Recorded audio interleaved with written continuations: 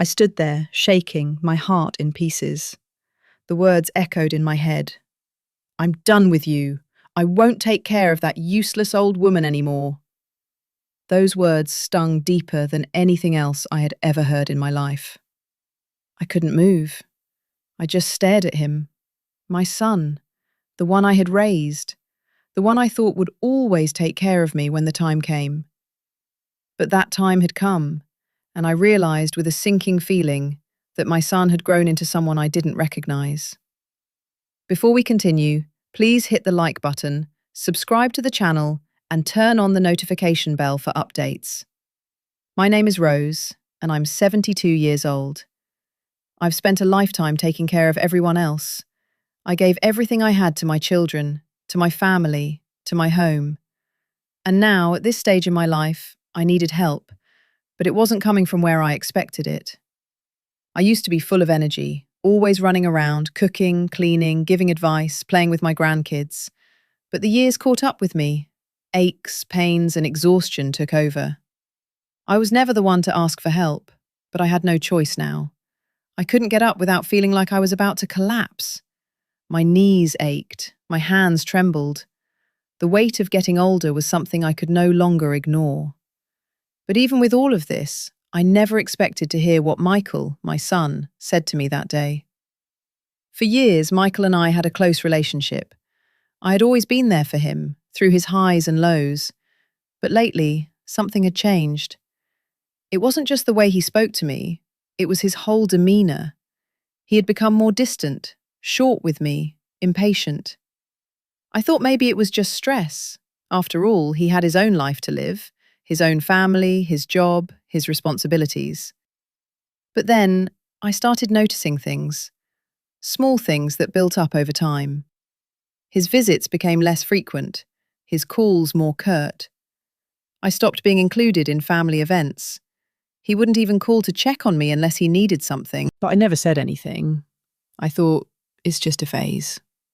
How wrong I was. I remember the day it all changed.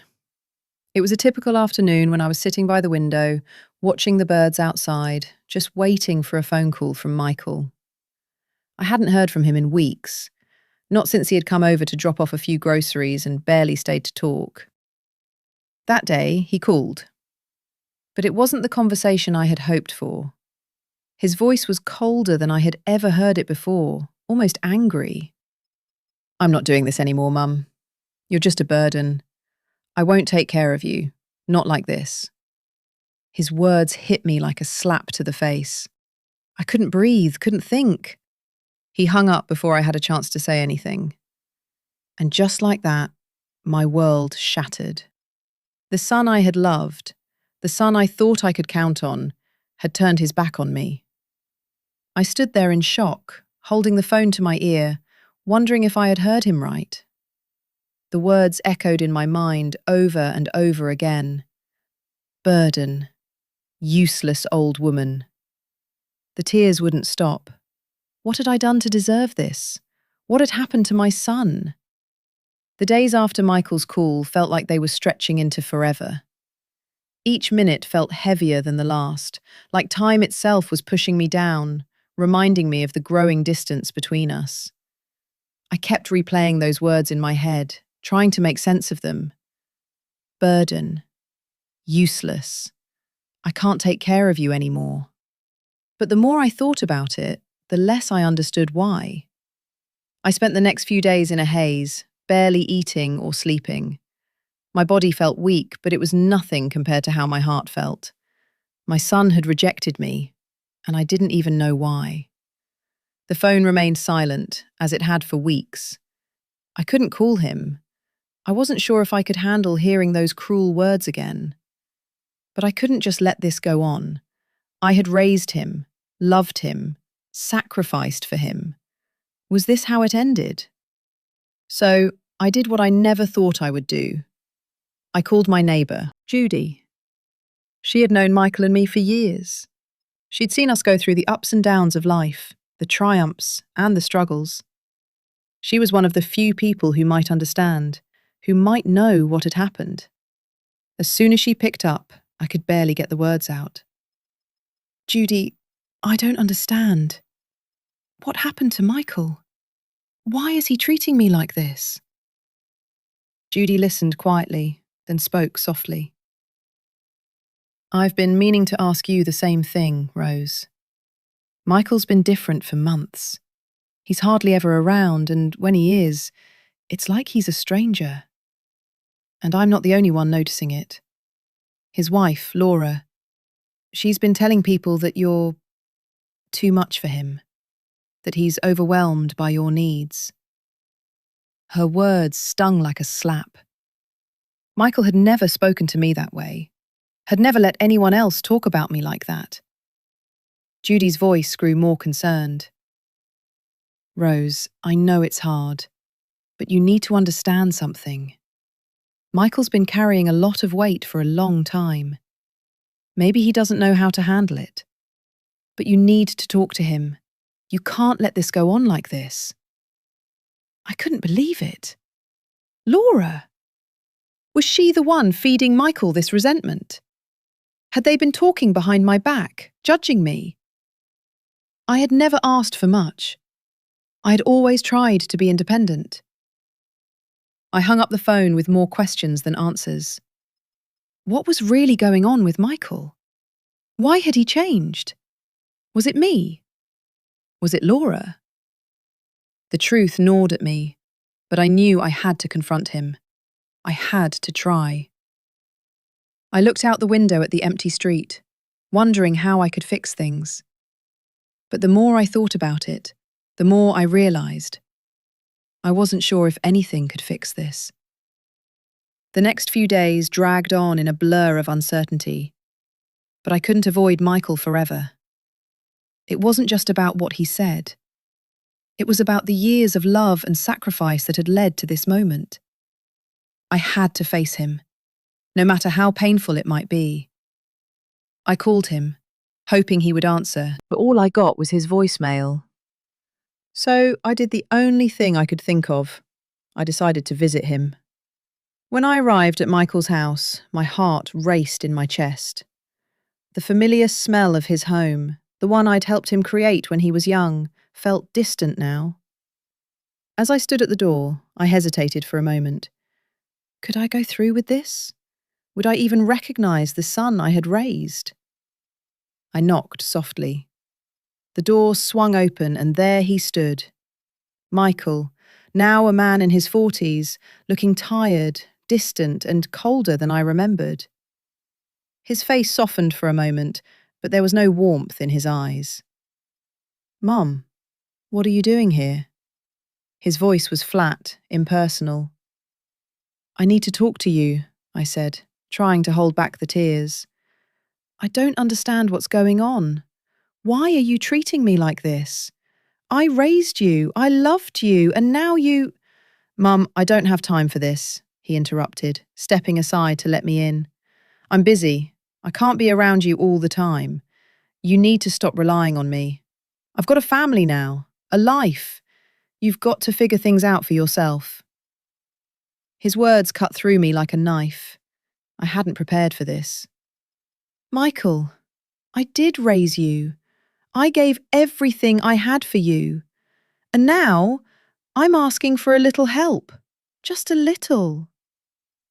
I saw his expression shift, the anger bubbling to the surface. You always put other people before me, Mum. Always. I was never enough. You gave everything to everyone but me. Now you're upset because I'm not there for you. You think I owe you something. His voice cracked with emotion, but there was no kindness in it, just bitterness, just years of built-up resentment.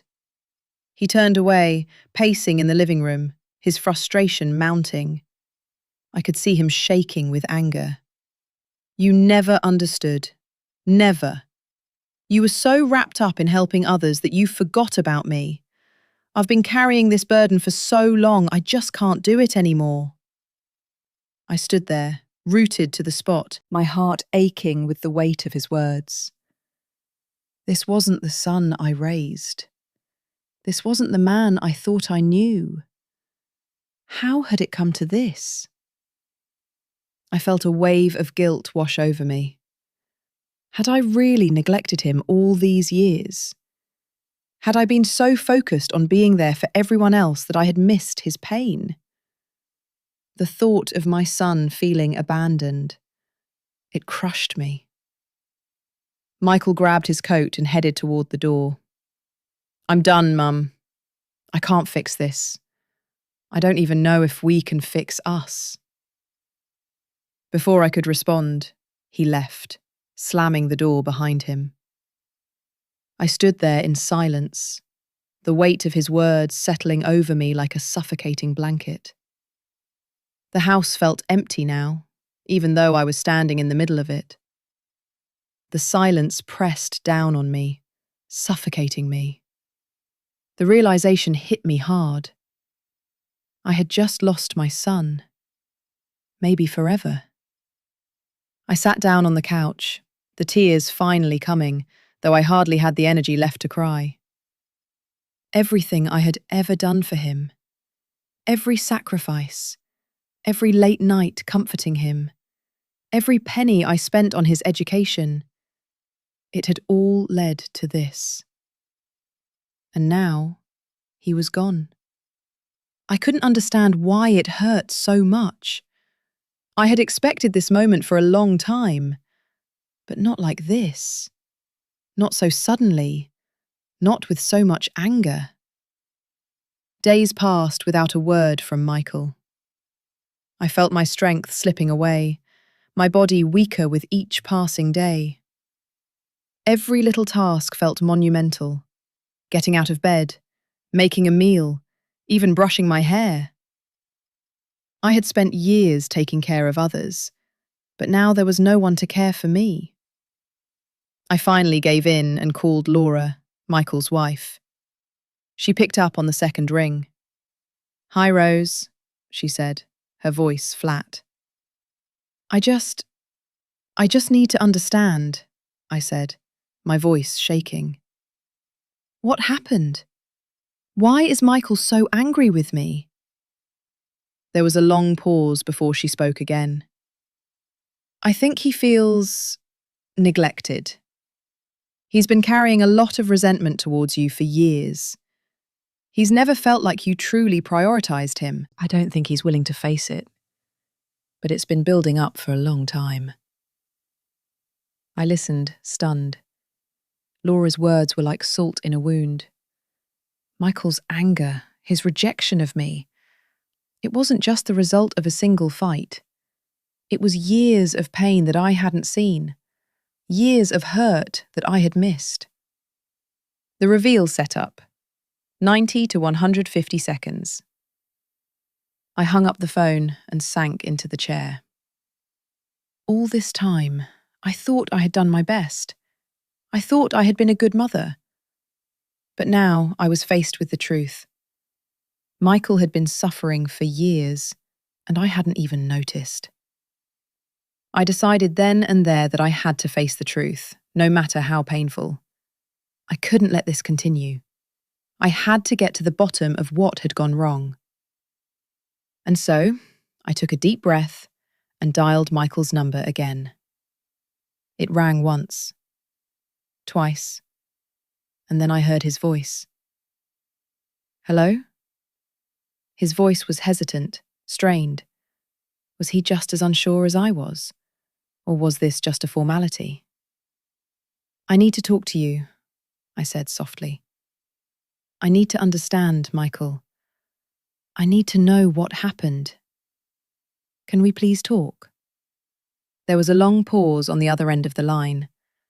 I held my breath, waiting for him to hang up, for him to cut me off again. But instead, he spoke. "Fine. I'll come by tomorrow. But don't expect things to be the same." The phone went silent, leaving me to sit there, heart pounding. Tomorrow would be the day I finally got some answers. But was I ready to face the truth? The next day, Michael arrived at my door. I could feel my heart racing as I opened it, unsure of what to expect. Would he finally give me the closure I needed? Would he explain the years of anger that had been buried beneath the surface? His eyes were tired, but there was something different in his expression, a hint of regret. He stepped inside without saying much, and we sat down at the kitchen table. The years between us seemed to stretch with every passing second. The silence was deafening until he spoke. "Mum," he said, his voice low, almost trembling. "I'm sorry. I've been carrying around so much anger, so much hurt, for so long. I didn't know how to let it go. I've been holding everything inside because I thought you didn't care about me. But that wasn't true, was it?" I nodded, my throat tight with emotion. "I never meant to make you feel that way, Michael.